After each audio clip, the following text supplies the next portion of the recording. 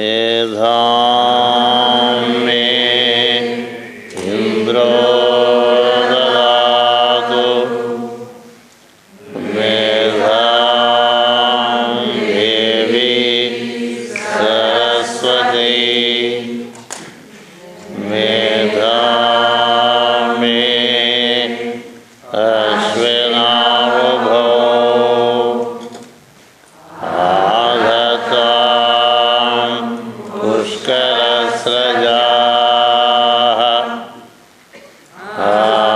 आप्यायन्तु ममाङ्गानि प्राणश्चक्षुश्रोत्रमदो बलमिन्द्रियाणि च सर्वाणि सर्वं ब्रह्मोपनिषदं माहं ब्रह्म निराकुर्याम् मा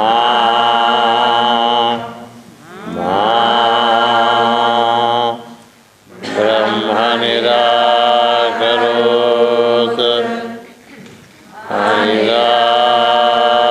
अनिराकरणमस्तु अनिराकरणमस्तु तदात्मनि निरतेय उपनिषत्सु धर्माः ते मयि सन्तु ते मयि सन्तु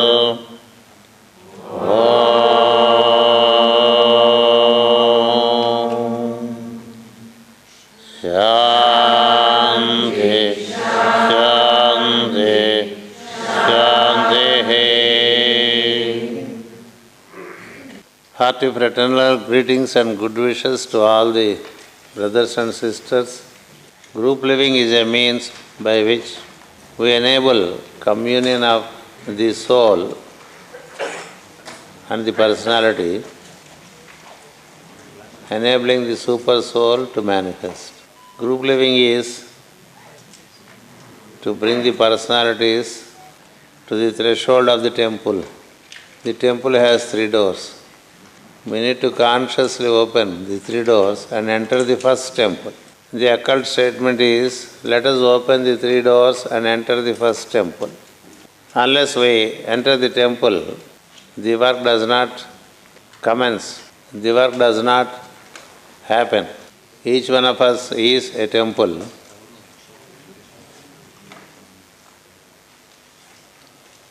And there is image within the temple.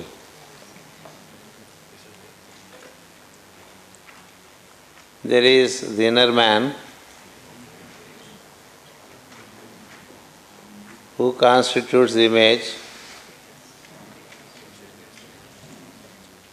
There is the outer man who constitutes the temple.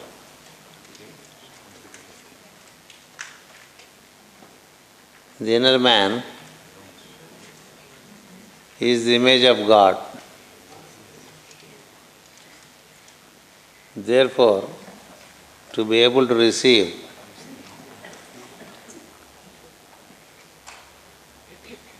communication from God, we need to redefine ourselves as an image of God. The image of God is that I am. God is that, image is I am. That exists as I am. The cosmic person exists in us as ourselves. We are a micro image of a macro person.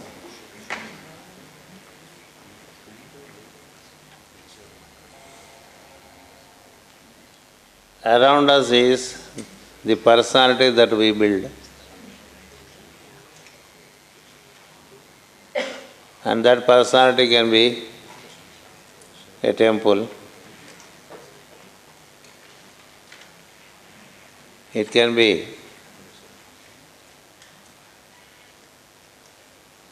anything other than the temple when the temple work does not happen.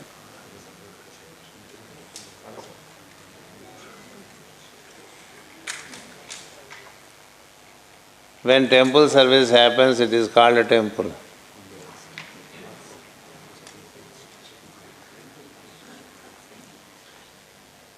If any work other than service happens, it ceases to be a temple.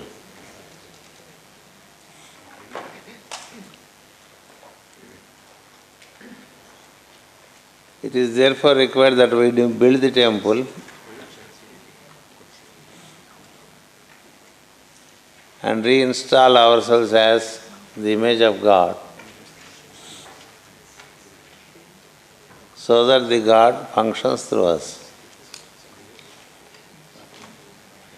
The other name for God is the Master, the Super Soul. The image is the soul, and the temple is the personality. Without personality, the soul cannot conduct work. And without alignment of the soul with the super soul, no work can be conducted. Only when the soul aligns with the super soul or the master. When we say master, it is the master of the universe, the Lord. Master means Ishvara. A master of wisdom is one in whom the master of the universe has established himself.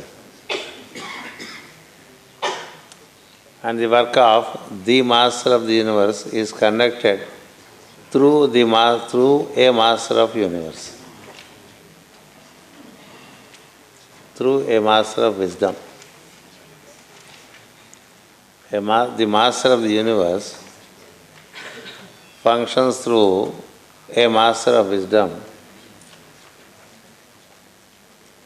Since a master of wisdom is attuned to the master of the universe,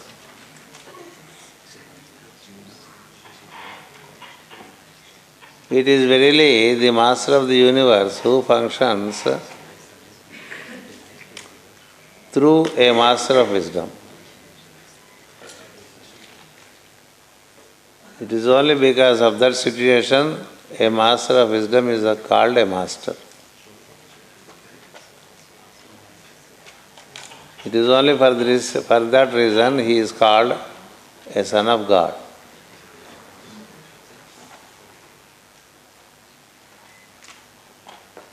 The son of God is a status that a son of man can accomplish. By regular recollection that he is a son of God and that he has a personality to function into the objectivity. Personality is the vehicle through which a son of God conducts the work.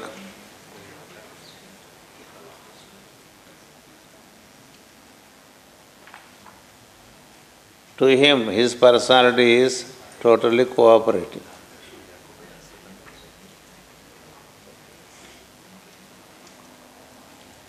A cooperative personality can be developed by attuning to the master of the universe.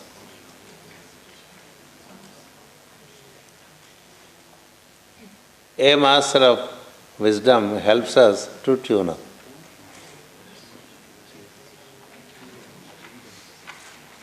There is God in man, There is the man in God, and there is the personality of man as a vehicle.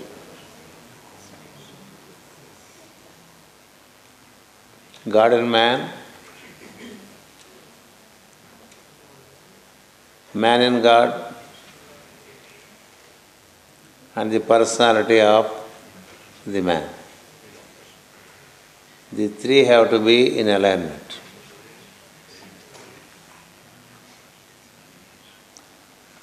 When the three are in alignment,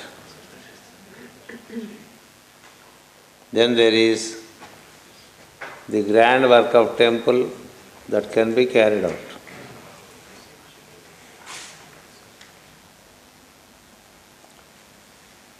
When the man in God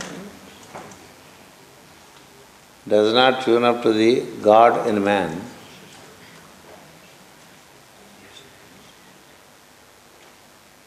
temple work cannot happen.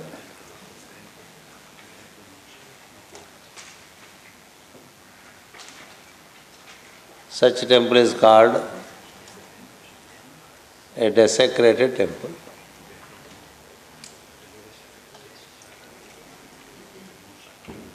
When desecration happens, there is need for consecration through cleansing of the personality and attunement of the soul with the super soul.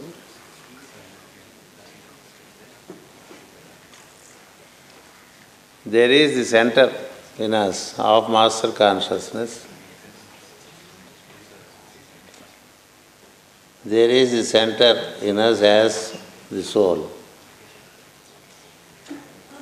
There is the center in us as personality. These three have to fall in order. Then the plan works out itself.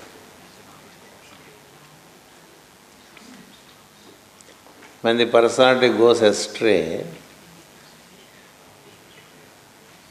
it takes the soul along with it, and then there is the deviation from the original plan. Therefore, a two-pronged approach is suggested.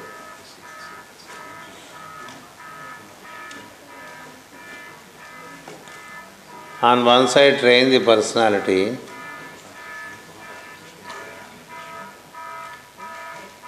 On the other side, work for attunement of the soul with the super soul.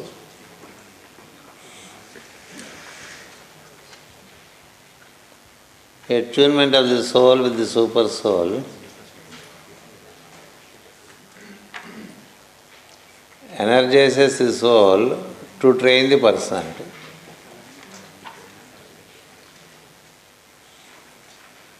A soul conditioned by personality loses its ability to train the personality.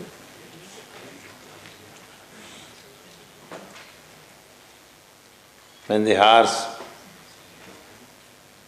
turns out to be too strong and disobedient towards the rider of the horse, the rider of the horse cannot drive it, cannot even mount it. Things turn upside down. The horse decides the travel of the one who mounts on it.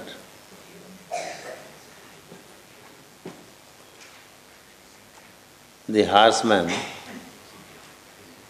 cannot decide the travel. Mounting the horse and directing the travel requires the horse rider to be stronger in will than the horse.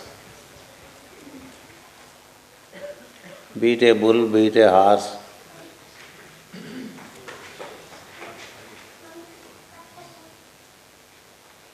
The vehicle has to cooperate with its user.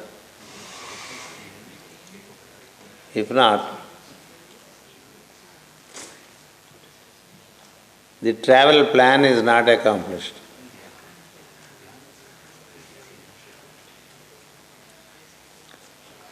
Training the horse is one aspect. Strengthening oneself to train the horse is another aspect.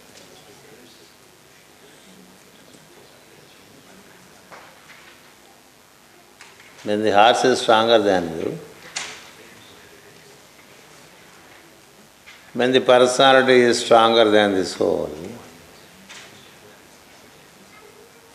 the good intentions of the soul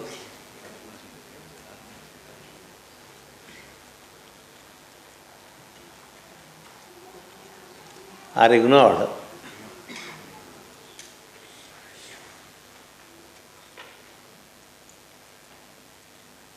They are not cared. Each one of us carry many good intentions as to what to do, how to do, when to do. But the personality smiles. Smiles it away. The personality says, you can't do it, my dear. Because I am stronger than you. When the personality, the vehicle, is stronger than the soul, due to the lenience given by the soul, over incarnations,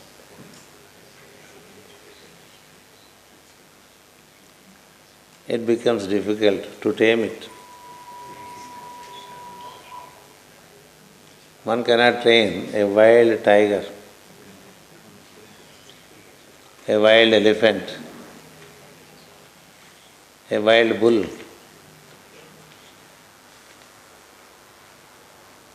a wild horse, a wild lion. All these astrological symbols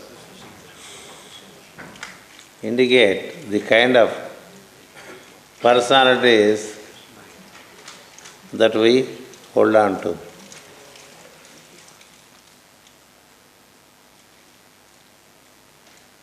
How to tame a serpent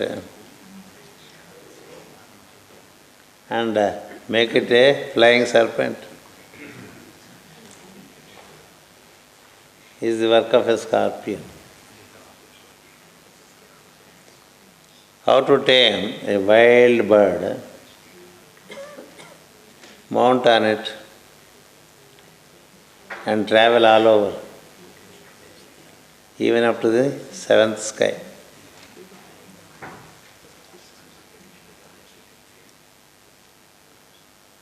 How to train a crab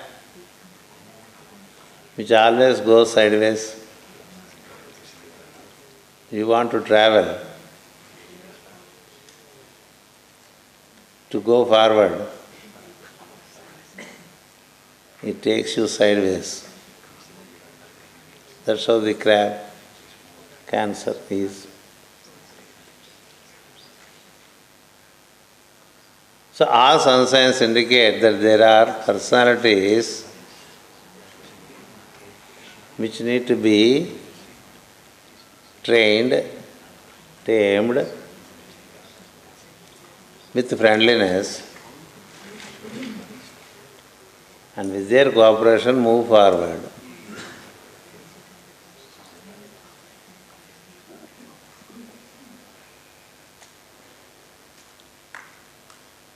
We have many Every aspirant, let us say every aspirant has many good intentions. But how many of those good intentions are translated into action?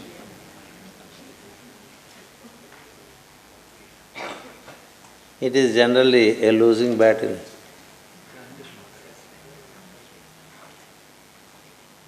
People want to lose weight.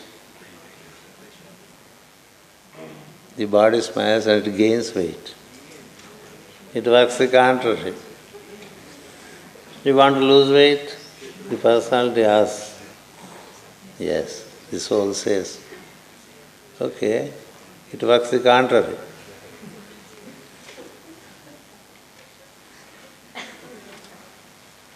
The soul says, I wish to meditate very early in the morning.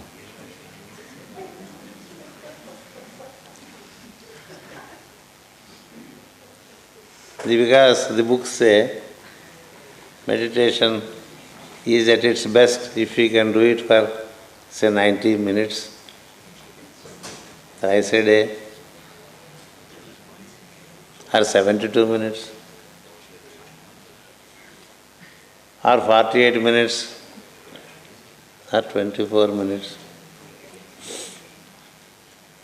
All these proposals are heard by the personality, and immediately the personality starts the contrary. That you don't even meditate for 24 or even 4 minutes. The soul says, meditate regularly. The personality says, I wish vacation for meditation. For anything the soul proposes, the personality disposes. Put it into the dustbin. It receives, put it into the dustbin.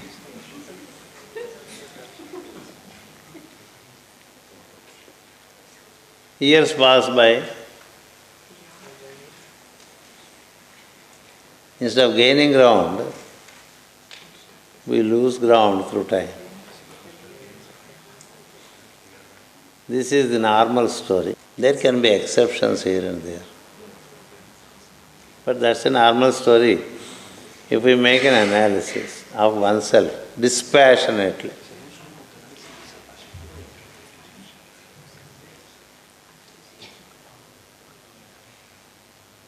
A little wisdom gained, the personality gains voluminous pride due to the little wisdom gained. And it goes around aggrandizing itself that it is already a disciple, even when it is not even an aspirant. That's how personality puts across so many illusions. Because it likes to lead the soul away from its purpose. Not because personality is the enemy of the soul, but because personality was let loose over incarnations. It is let loose in terms of its activity. It was let loose in terms of speech. It was let loose in terms of thinking. Thought, speech and action. In all these three ways, over years we let it.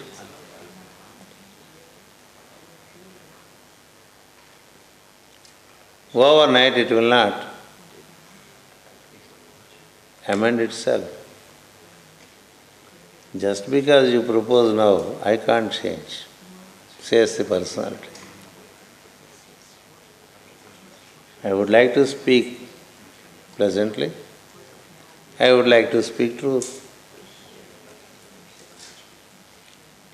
That's what the soul would like. But the personality manipulates, misinterprets, miscommunicates. It has its own ways. Good thoughts are distorted, good speeches are distorted, good intentions are given a go by. So, that's how many temples get closed. We see many temples which are closed, even in the objectivity. There are few temples which are really active.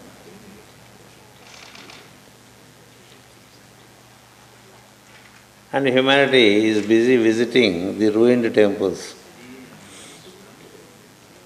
the desecrated temples, and to know how everything failed.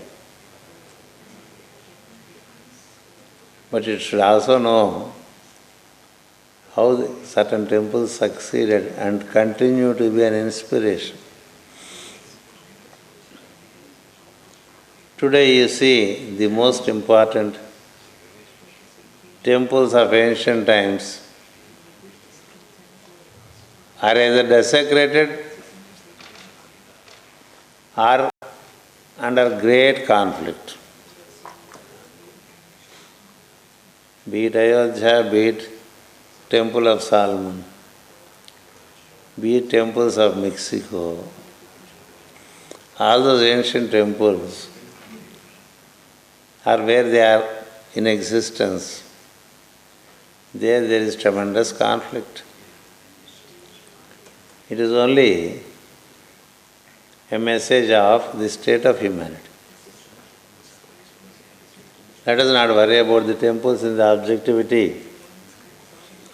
And let us be concerned about the temples, the living temples that we are. How good is our temple for service? How useful he is in its service? How effective he is in its serving the surrounding life? Intentions are there. Functioning is not adequate.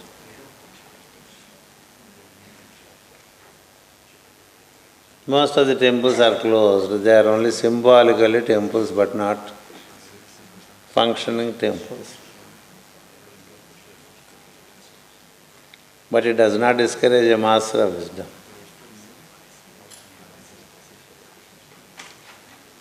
He says, let us open once again the 3 doors and enter the first temple. Let us not be worried as to how unclean the temple is. Let us open it and start cleaning it. Let us open door by door. Let us enter through the 3 doors. The door of physical plane, emotional plane, and mental plane. These are the 3 doors. And enter the first temple. The first temple is Buddhic plane. If we are not associated with the Buddhic plane, we cannot even say that we have opened the temple. It is in the Buddhic plane, the image of God is available. And you are the image.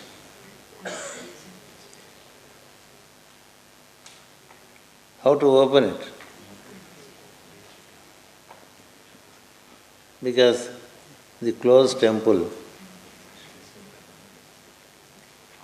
disables us to open it. That's why we need the help of those who have opened their temples. There are beings, the hierarchy and its team, who have opened the temples and have been carrying out activity over centuries, over long cycles of time.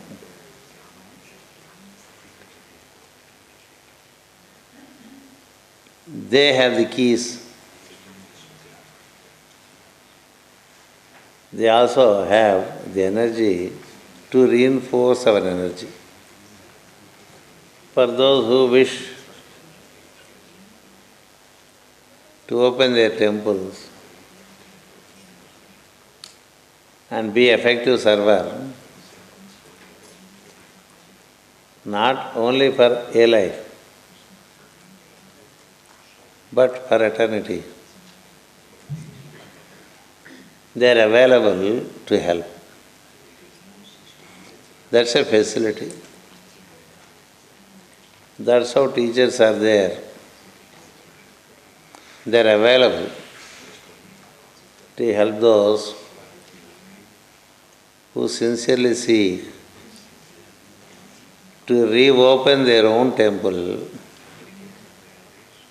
and enable functioning of God through them, they being the images of God. That's where the hierarchy becomes relevant to us.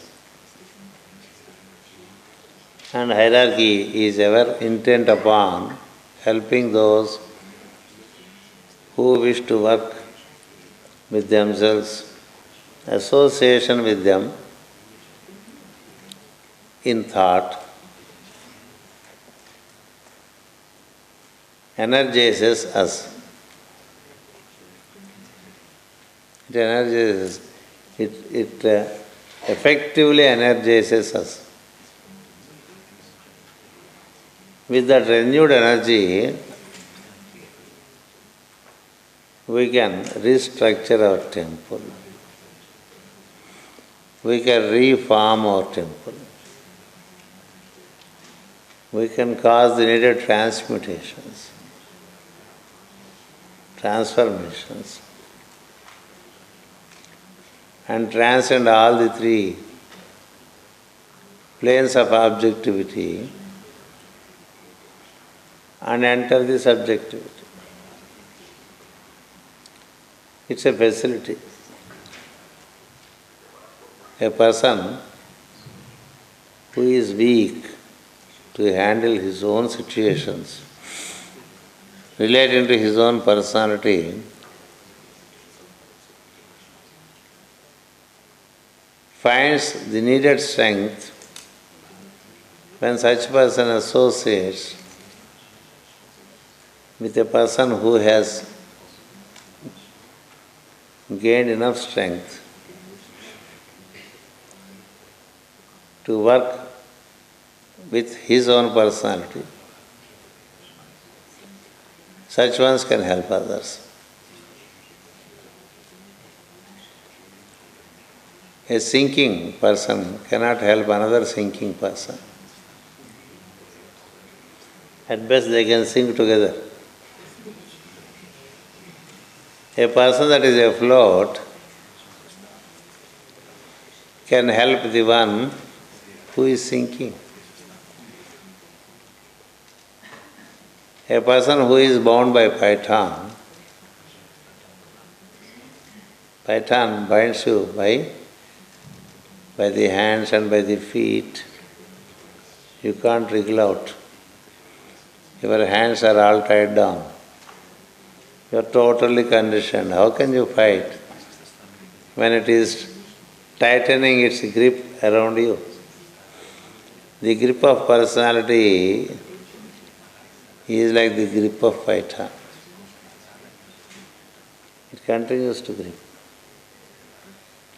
And even if you have good intentions to get out of the grip,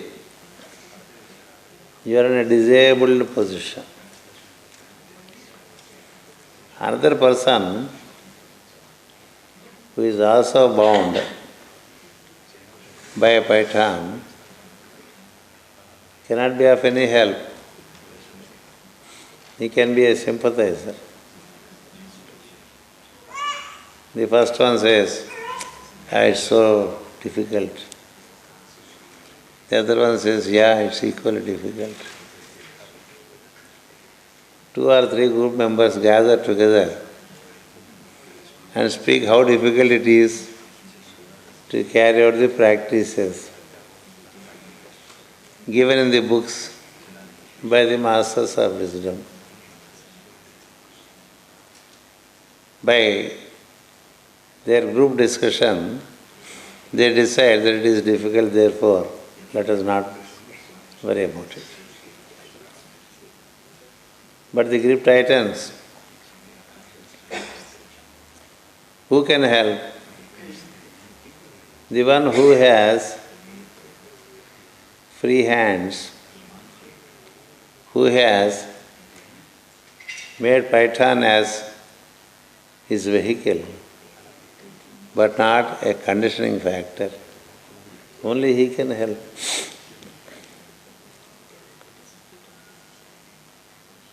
That's how the presence of hierarchy is arranged by merciful nature upon the planet, so that humans who wish to wriggle out of their personality lives and join the joyful work of light can find their way. They can be helped, and they are being helped from eons of time. As we know, the world teacher, he is doing it with his team over 5,000 years. More and more, the team is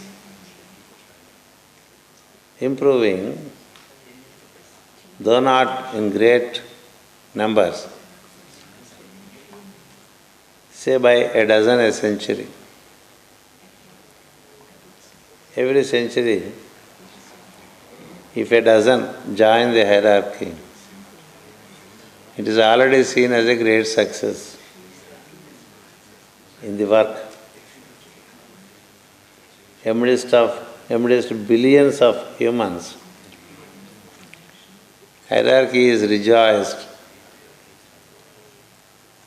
when a dozen join every century. So how long will the work go on like this? They are not worried how long, but they are happy that something is moving. Therefore, we, the ones who wish to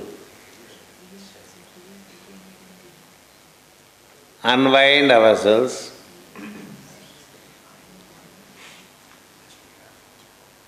shine forth as souls, and work out through personalities effectively in the outer. These programs are organized.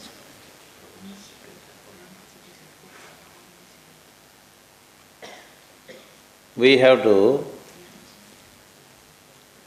meet the vertical in us.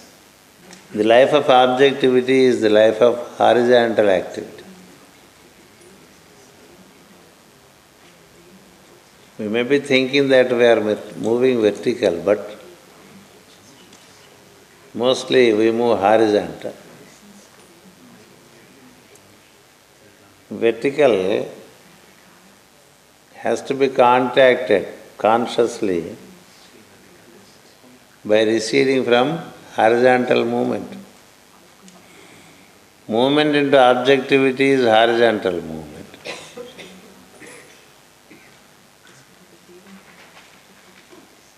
To make a vertical movement from objectivity, we have to retrace into subjectivity daily. we have to consciously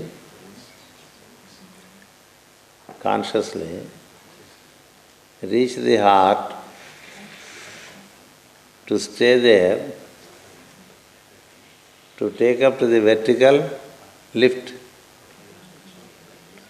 Unless we go up to the lift, you cannot move vertically. How to reach the lift is the major step. If you reach the lift, then you can think of entering the lift and thereby move into higher circles. If you don't reach the lift, if you don't reach up to the stairs, you cannot move upwards. Therefore, from being in the thoughts of objectivity, we need to trace ourselves into subjectivity, where you encounter lot of emotional thoughts of our belongings, personality belongings. Belongings all relate to emotions. My name, my people, my language, my nation, all that is linked to me in relation to objectivity holds you back.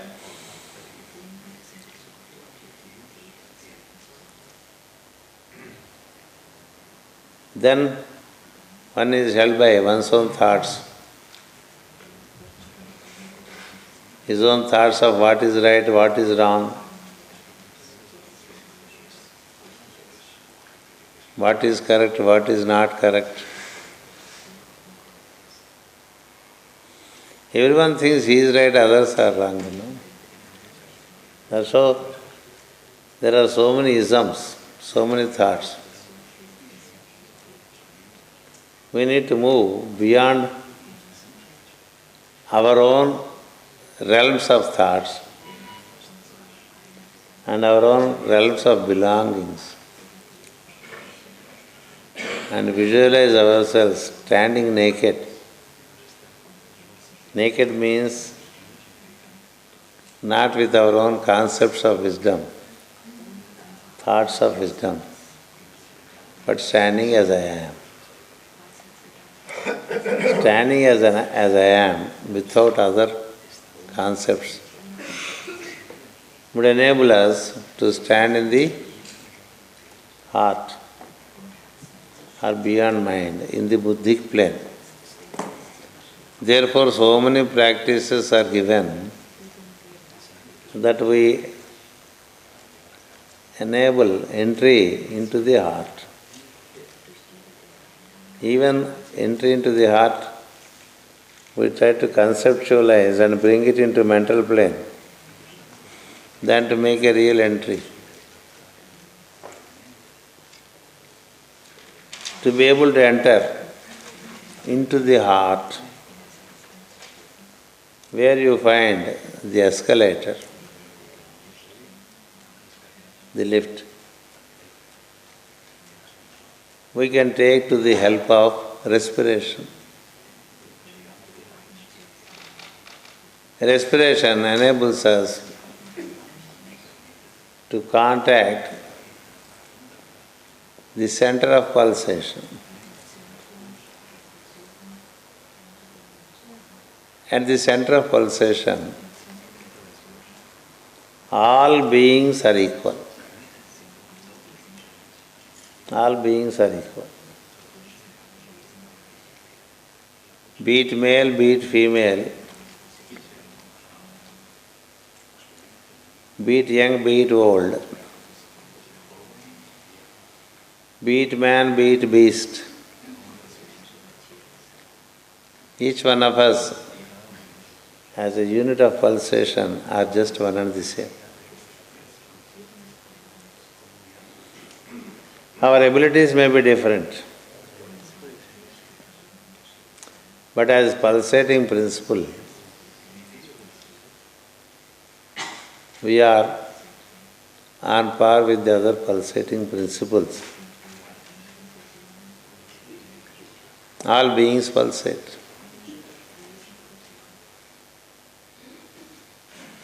Even the beings of higher plane, they pulsate.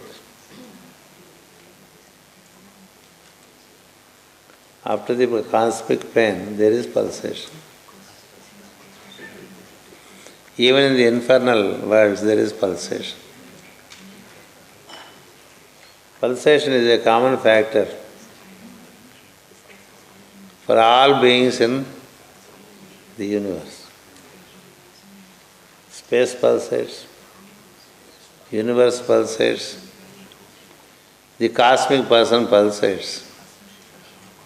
We too pulsate. A small insect also pulsates. So when we reach the point of pulsation and hold on to that pulsating center for a while and stay put there, it can be said that we are at that point where the horizontals meet verticals. Unless the horizontal meets verticals, the verticals cannot meet the horizontals.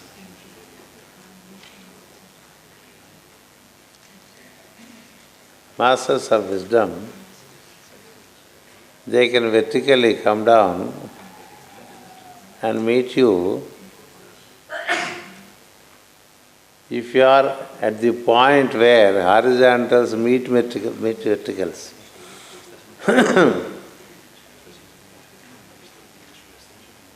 That is the reason why to meet the Master,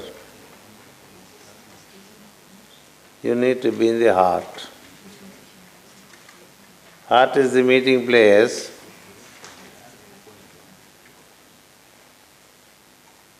for the ones who are engaged in horizontal activity and for the ones who meet, who are in the vertical activity. Every time we invoke the presence of a master of wisdom, he vertically descends and tries to meet you in the heart. When we invoke, he descends into the heart and expects you to be there. You invoke and you do not, and you are not available in the heart. He waits for a while and leaves. The meeting place for every disciple with his master. The meeting place for every soul to meet the super soul is the heart, where we have walked from objectivity into subjectivity and await to receive the one who vertically descends. Vertical descent daily happens, but it fulfills those who are available at that point of descent. When you are at the point where the waterfall is, the water falls on you. If not, you cannot experience the downpour of energy. So vertically there is the descent each time by a master of wisdom from higher circles. The master in you also meets you in your heart. There is a master center in us, which is said as God in man. God in man can meet man in God only in the heart.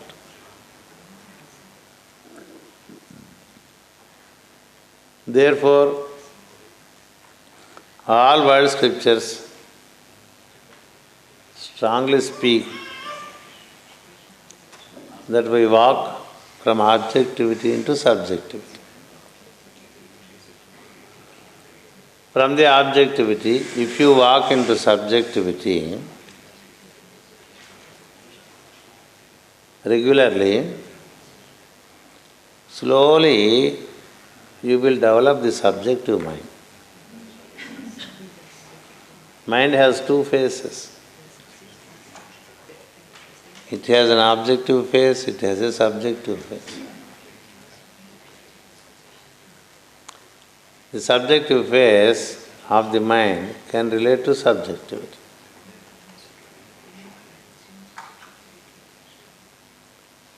Concepts of subjectivity are gathered by objective mind. Just because we know the concepts of subjectivity, we cannot say that we have become subjective.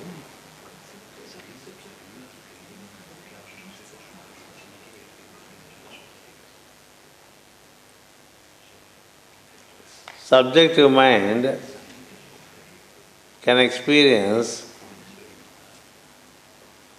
the etheric centers. And those who experienced give out the detail of these centers. Aspirants who read the information, they think that they also know. But that knowledge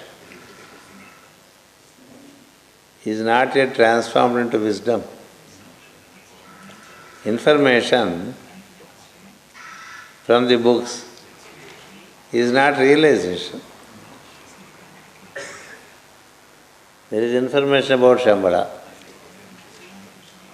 There is information about hierarchy. There is information about every inner etheric centers. But that information is not realization. That information inspires the aspirant to look for them and find them afresh, find them in their originality.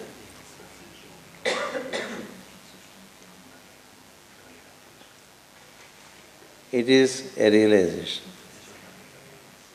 When you have eaten a fruit, it is a realization. When you have studied about a fruit, it is information. Many things we study, but does it mean that we have realized them?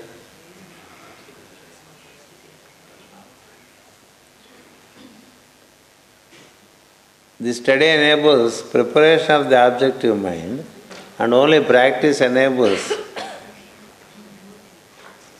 preparing the subjective mind. Only practice.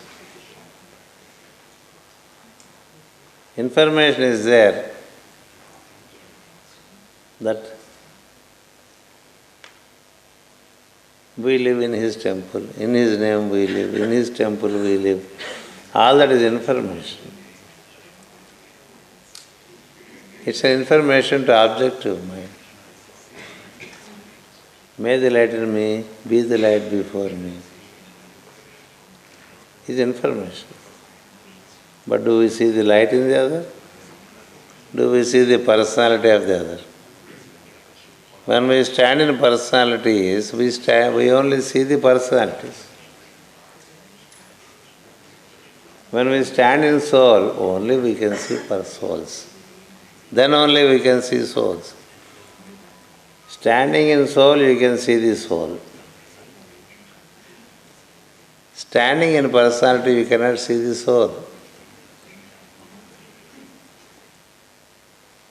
Only a soul can see the other soul. Only a brother sees his brother. That's how it is said in Masonry. If the other is a disciple or not is known only to a disciple. If the other is a master or not is known only to a master. That is what is called meet levels. At personality level, you can only see personalities.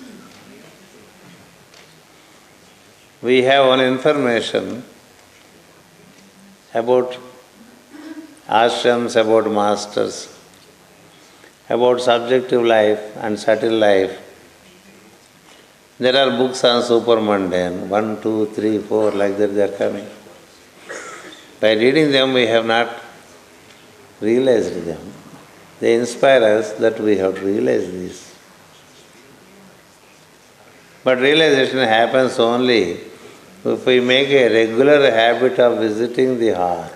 It's only in the heart transformations can happen.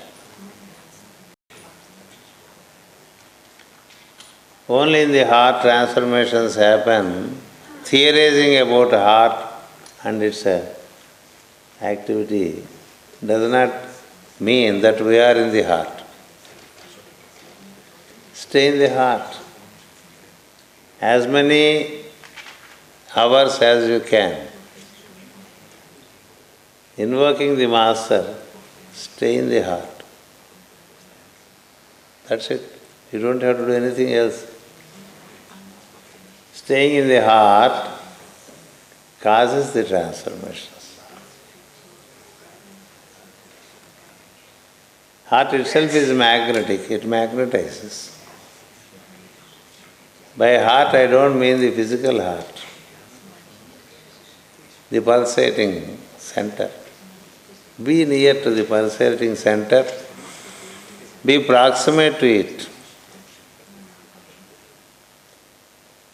Being proximate to the heart center is said to be being at the threshold of the sanctum sanctorum.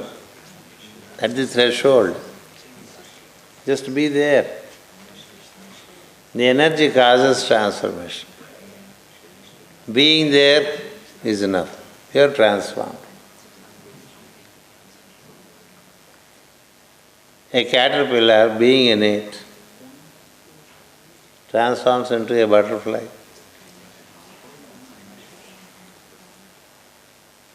It's the continuity of being there. As continuously as you can stay there. How regularly we take our breakfast, lunch and dinner. We don't miss it, no. Come what may. Be it in the train, be it in the flight, be it on the road, we must have our breakfast, lunch and dinner. Isn't it? Do we do so with respect to getting into the heart thrice daily? Thrice daily.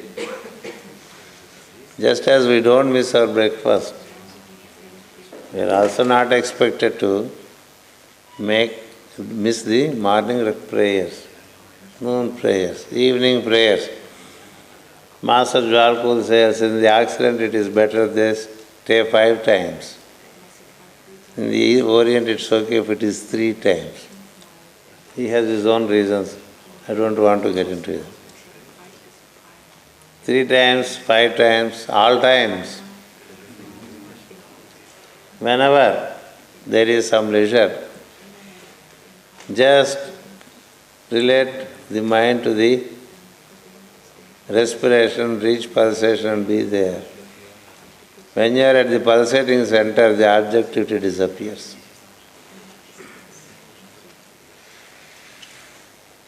Slowly the objectivity pulls you out, but you can still go and stay there. Stay near the magnetic center, then magnetism happens. You don't have to magnetize yourself. When magnetism is happening, the iron paste may think I am magnetizing. It is only ego that thinks so. It is magnet that magnetizes. Milk turns into butter, milk turns into yogurt. With the presence of the yeast, milk is not doing anything as an effort. It is just being there. Being there with the yeast enables the milk to turn out to be yogurt. That's why there is a part where you do, there is a part where you wait and observe. All yoga is witnessing, like that someone writes. All yoga is waiting at the heart center. Just stay there. Stay there and wait. It leads you. It causes a transformation. Get into the train and sit quietly. It takes you to the destination. You don't have to walk in the train. Do we? Get into the automobile. It leads you to the destination. Do we run with the vehicle? There is no doing beyond a point. There is a point up to which you have to go up to the airport and enter the flight. After that, you do nothing. Don't do. If you do anything in the flight, it is dangerous. Don't take the pilot's seat. Just be there in the flight. It takes you. Be there in the train. It takes you. Be there in the automobile. It takes you. Be in the heart. It transforms. Just reaching there is needed. Thereafter there is no doing, it's just being. Be there. Our problem is we have to do something all the time.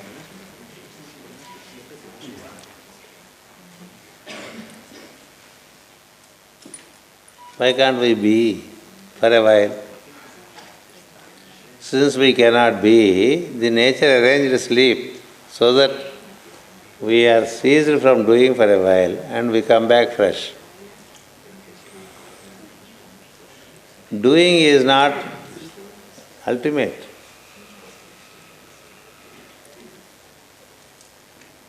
How do you prepare a dish? Gather all ingredients, make appropriate admixture, then keep it on the stove. Then you have to wait. You can't cook along with it. You can't jump into the cooking vessel. Let the dish happen. Let the travel happen.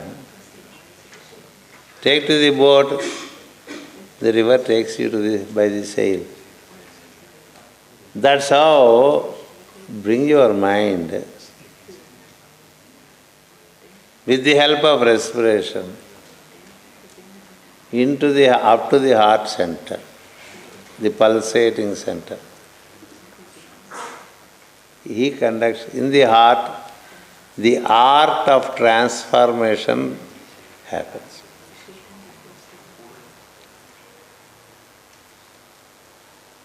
The art of transformation happens. That is the art of living. Doing so much of other activity in the name of art of living takes you away from the art of living.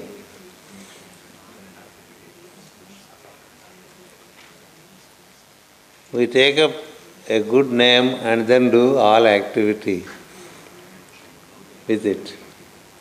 Art of living is being. enabling things to happen. So to be is important daily, at least for a while, make it a habit of it. Make a habit of it. Get rid of all concepts. The more you read, the more you are confused. The more you read cooking books, you don't cook well ultimately.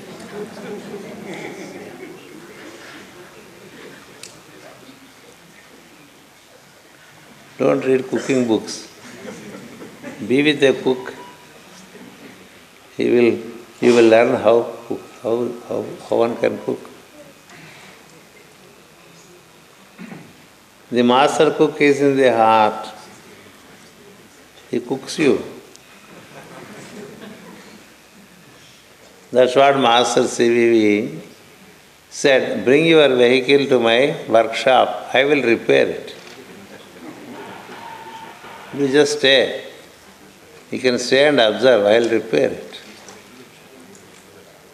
You can't repair yourself. You only know how to spoil it. The users spoil the vehicles.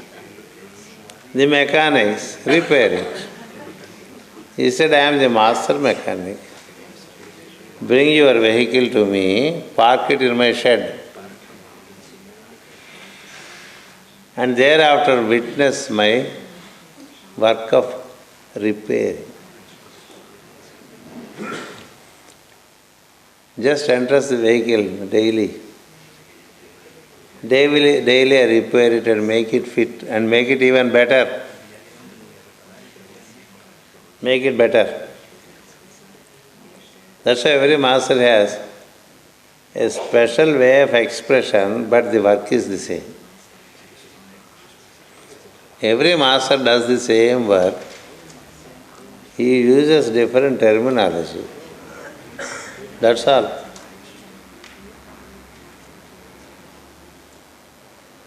Which master is better than the other? It's only your mental plane activity that indulges into saying this master is better than that master. Master is master. The master is one who is a transformed one. He is the anointed one. He gained it. In his presence, if you are, it happens. That's how it is with the work. So transformation as a work is only up to the point of reaching the point of transformation, that's all. Reach that center and be there. Be there. Be quiet. Don't suggest better things to the mechanic. No, you should repair this way. You should repair that way. Don't tell him, he knows how to repair. Just be there. We have some half knowledge. That's our problem. Because we also study the repair book. The manual says like this. But why are you doing like this? He said, keep quiet. Do. See what is happening. Witnessing. That's what yoga says. The whole yoga is nothing but witnessing. Witnessing what? Witnessing the faults of others. Witness the work that is happening. Witnessing the work that is happening in it is called Kriya Yoga. Simply. There is a work that happens inside you, you associate with it, it happens. There is a Kriya, meaning an action, happening in you. There is an action happening in you. Witness it. Then you are with Kriya Yoga. Same thing. Names are different. Process is the same. In every bakery, The process is the same. Therefore, be there. There the Master is available.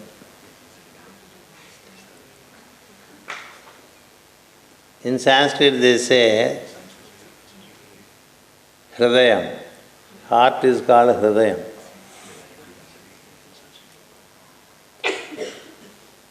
Heart is defined by Master CVV as He art. He conducts the art of transformation. He art is heart.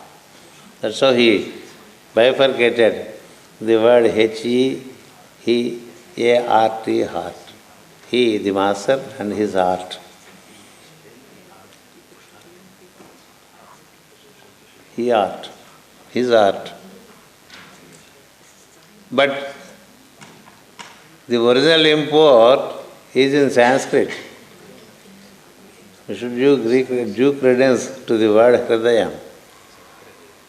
Hridayam means literally, here I am. Here I am. That's the true meaning of Hrid I am.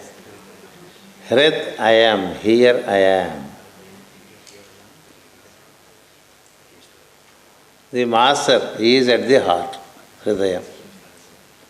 So you reach the heart, he conducts the alchemy. Other name for transformation.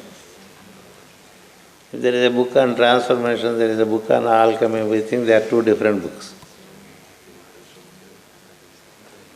A third book saying yoga. All is but transformation. Transformation to bring back the original formation from deformation. See, we are all deformed ones.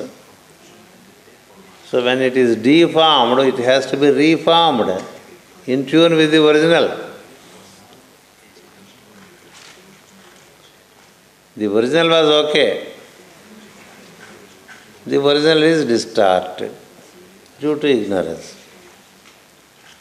When the car is bought from the showroom, it was okay. Through our usage, we caused so many dents and so many parts are broken, are dented, or became malfunctioning. So they all have to be set right, to be reformed in tune with the original. It's not something new. That is what it was before it was deformed. So it is called also reformation. Transformation is from deformation to reformation. That's all. The original image was image of God. It became something else. That something else is now reformed into its original image. That's how the work happens. Therefore, reach the heart. Reach the heart and be there. That's the simplest formula.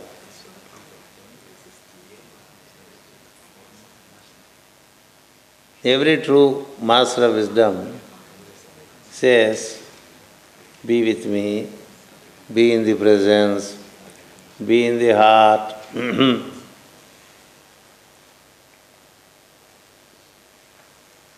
Be it Jesus, be it Pythagoras, be it any master.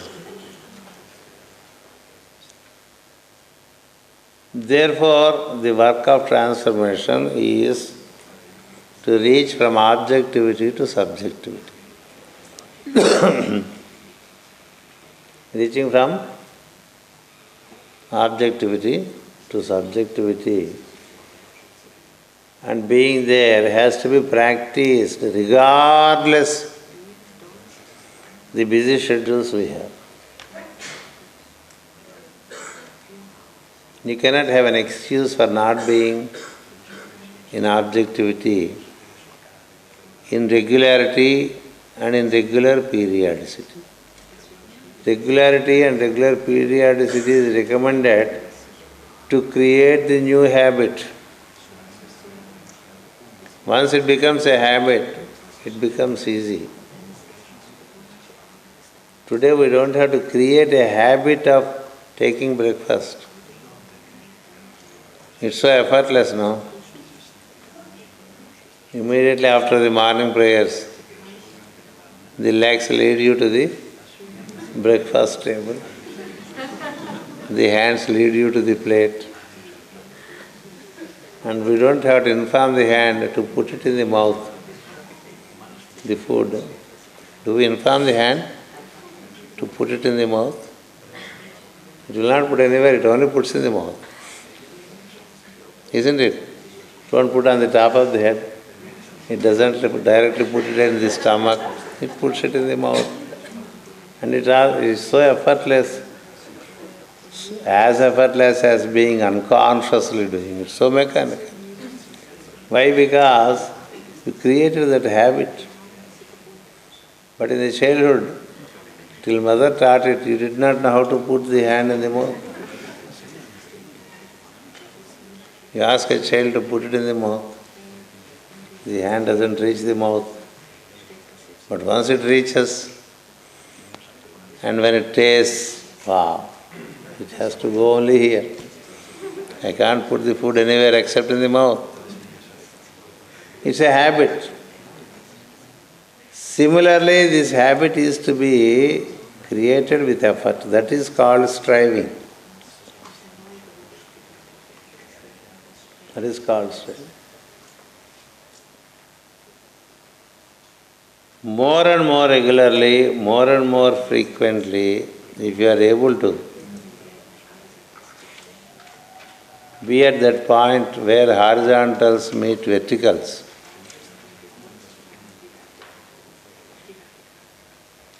slowly from within you receive the impulses and the related strength for doing better things.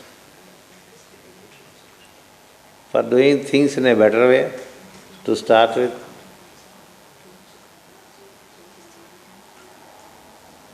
We speak better, we do things better, we organize our day better. Betterment is seen in every facet of life. That's the measure. That's the measure. Once the touch takes place, you get right impulses, you get right thoughts. Not all the time to start with, but there is a betterment. There is a betterment in your movement, in your a qualitative betterment in, though subtle and insignificant in the beginning, slowly over years, there is a tangible betterment and you seem to be different from before. Seem to be different from before, and the whole thing happens so very subtly that it is not even noticed until after a good duration of time. If that's not happening, it means we are not doing the practice of getting into the heart with enough intent. We may be mechanically doing it with intent. Intent is important. Same degree of intent every day is what is called in Sanskrit Shraddha. Same degree of intent. Every day do we do prayer with the same degree of intent? Intent is there, but the degree of intent varies. Depends on the previous day activity. Same intent same attunement. That's where slowly there is improvement in every little things relating to you. Improvement in your speech. You choose better words to speak. You choose chastier words to speak. You choose appropriate words to express, meaning slowly there is a transformation in your speech. Transformation in your speech. Transformation in your ability to listen. To listen far is possible only if you can listen well. Listening far can be a glamour. But unless you listen what is in the proximate, you cannot listen far. What is around you if you cannot see well, what is so great about you are trying to see something very far or listen very far? Listen with intent. Seeing with intent. Tasting with intent. Touching with intent. Speaking with intent. Movement with intent. It's not casual movements. Every movement has intent in it. So this is how the touch in the heart enables slowly. It's a wholesome transformation. It's not some piecemeal transformation. Magnetization is a wholesome activity. It's not that some part is magnetized, somewhere it is not magnetized. Then it becomes a magnet, an iron piece. Every part of it is magnet, that's all. And here it is less, here there is no such. Wherever you attach an iron piece, it sticks. That is how it is. Therefore, intent comes in every little thing. And you are measured by the small things, by the masters, not by the big things. When you are into a big event, you try to put up something which you are not. But you are also like that otherwise. Are we like that otherwise? That's why the measure is found in small things. How do you place your articles? How do you use them? Do they spoil in your hands or do they shine in your hands? Do they have longevity in your hands? Or they suffer infant mortality? If things spoil in our hands, it means our energy continues to be destructive. If things find to be in good stead when we are using them, you seem to be maintaining it. If they find to be much more shining than before, it's different. That means you have added some immortality to it. Immortality.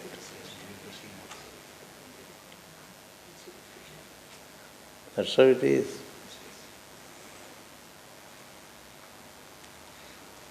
Someone came to Master M.N. and said, "What is immortality? It's a staying long," he said. Staying intact long. How do you demonstrate it? He said, "Bring me a kg of rice." He brought a kg of rice. He touched them, all the grains. Till the fourth generation in your family, this rice remains intact. You can test it. They are there. That is immortality. Till fourth generation in your family, this rice remains intact. Test it. That is immortality. Whatever we touch, if it dies,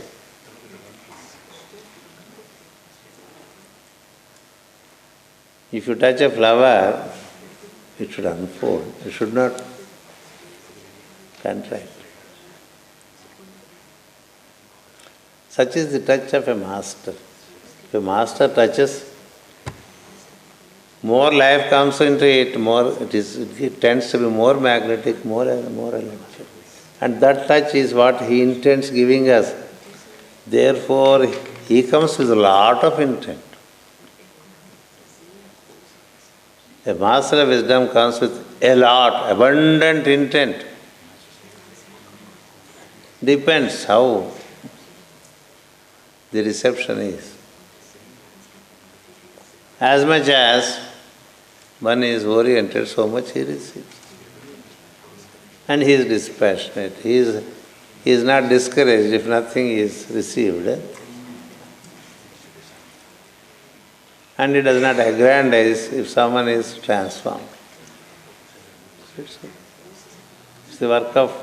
It is the work of the original master, the master of the universe, happening through him. He allows the work to happen. He is not the doer. A true master of wisdom is not a doer. He enables things to happen. If he wills, it happens. That's what Jesus said. He willed and you got the eyes, and he glorified me. The glory is to him, not to me. That's the status. He is a non-doer. A master of wisdom, truly speaking, is a non-doer and is an apparent doer. So is the transmission enables the being to transform in every little bit of him, in every little activity of him, and the whole thing is raised. It's not one is raised in bits and pieces. That's not synthesis. Some part of life is in shambles, some part is beautiful. In a flower, if all the petals are equally well unfolded, it's beautiful. Some are unfolded, some are broken, some are not there. Then what is that flower? Who wants that flower? That is integral yoga. That's what is being intended by the hierarchy. That each one of us transform into a beautiful Son of God.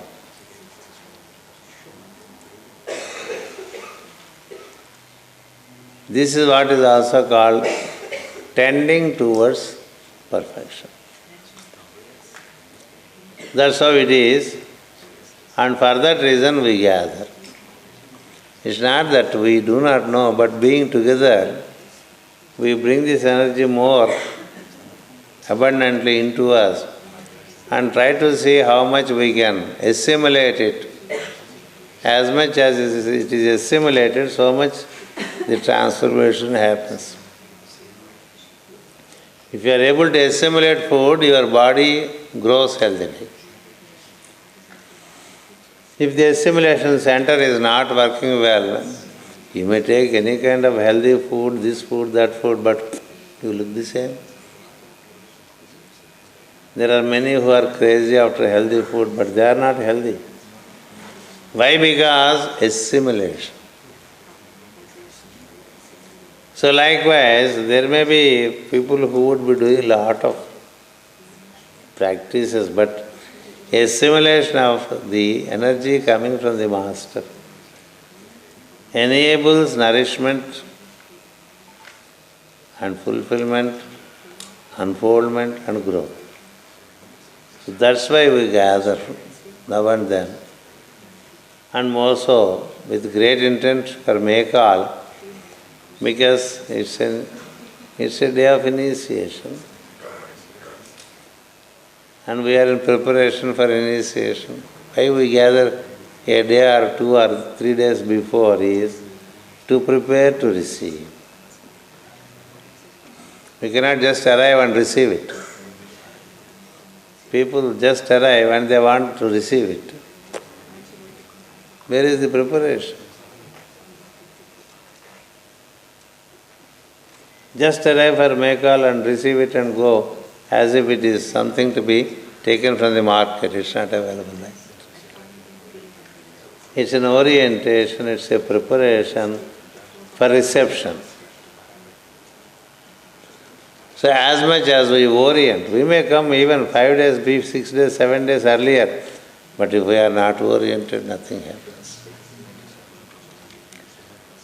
Therefore, we orient in every group life and thereby receive. What is received has to be assimilated. When it is assimilated, the related transformation happens. That's how the whole work is, and for that, the basic statement is horizontals meet verticals. Aspirants meet the masters. That's why we prepare so much to receive the energy of the hierarchy. We try to be as respectful to the masters of wisdom as possible. Gather here and invoke Om collectively. When Om is invoked collectively, you build such a huge funnel into the sky, and it brings back the energies. That's the purpose of Om or Amen. It has to be a prolonged invocation with an intent to create a funnel. The more you create it, the more the downpour will. And then, as it descends, we have to receive it. And then assimilate it and work with it. That's how this workshop is. It's a workshop. The work is done by the master, and for us it is a matter of reception and assimilation. We don't have to do any work other than preparing ourselves, meaning taking bath, having enough reasonably good food and get ready to receive. That's all. So therefore we work with it, we proceed, and we will continue in greater detail because it works so very effectively, and every small detail is attended to. The master work is attending to every detail to ensure that there is no impediment for transformation. Because a small bolt missing can stop a big machine.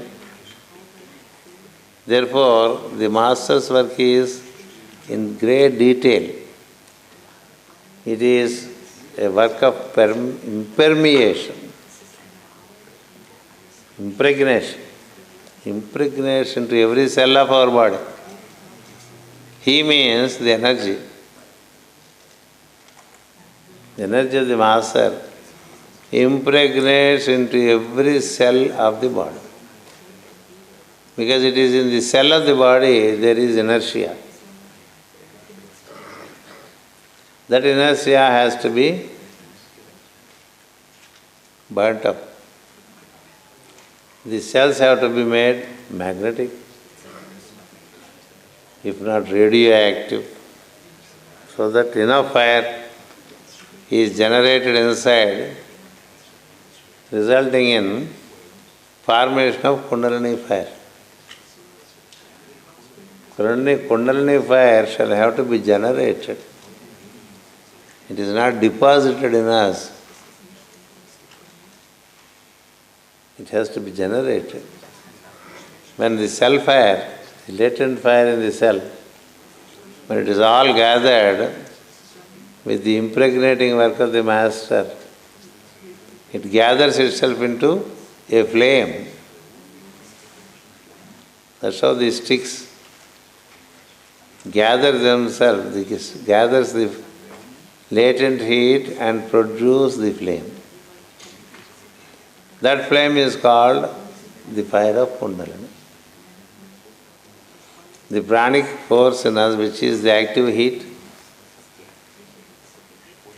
the latent heat in the body cells, when they are in unity, then the Kundalini fire comes out as a flame. And that flame is what causes the transformation. So he ignites the fire in us, enables to transform itself into a flame. Thereafter the transformations can happen. That's how the work is with every master of wisdom. Working details can be slightly different, but the major principles are the same. Thank you. We meet in the afternoon. Namaskar.